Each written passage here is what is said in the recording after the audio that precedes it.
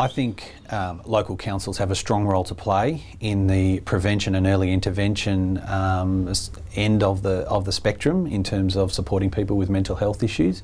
I don't believe we have that role at mental illness, but we certainly do in the prevention end of the scale. And I believe that because we have an organisation, we're set up, we're ready to go, we already have those connections to the community, whether it be through sports groups, youth groups, whether it be through our community halls, through our library connections, all those places where people come at the moment are the perfect places to actually have prevention programs and early intervention programs, and where people can get that information.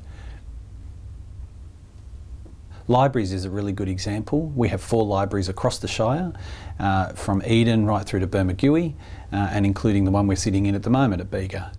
Council also manages sports grounds. These are a critical hub, particularly in regional and rural areas for people, where people can come together. So it's not just about the playing of the sport, but it's also all the ancillary connections that people make, and that's so important for mental health and wellbeing in terms of making those connections, meeting up with friends and family that you may not see from week to week, and also having an opportunity to be active. And we all know that that's a great help for people in terms of their mental health. We also have a number of programs for young people. So we run a youth council, and that is about not just about giving young people a voice, but it is also about that place for young people across the Shire to come together to talk about issues that are important for young people. There's been a number of initiatives that help bring people together at all different ages and stages of their life.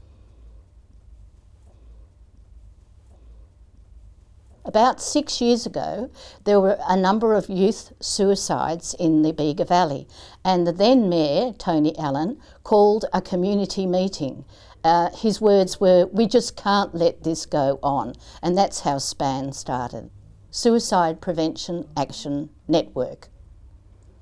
Within our local community, there are many groups of people, often behind closed doors, I must say, and I think SPAN tries to be right out front, doing great things for mental health, but no one really knows too much about them. So our initial project was to put out what we call a crisis card with the numbers of all the help groups around, both locally and nationally. We quite regularly go around the markets and hand out information, and we get up to 50 people at a market who'll come by and ask for information. Not often for themselves, but for a male person in their family. It's very difficult to know whether our group is really working, because normally people don't come back and tell you that you've helped them. But I do remember one instance when my son was handing out for me at the local elections. A young lady came up to him and said, "Give me one of your mum's how to votes because she stopped me committing suicide." And I thought, everything's worthwhile if you just get feedback like that.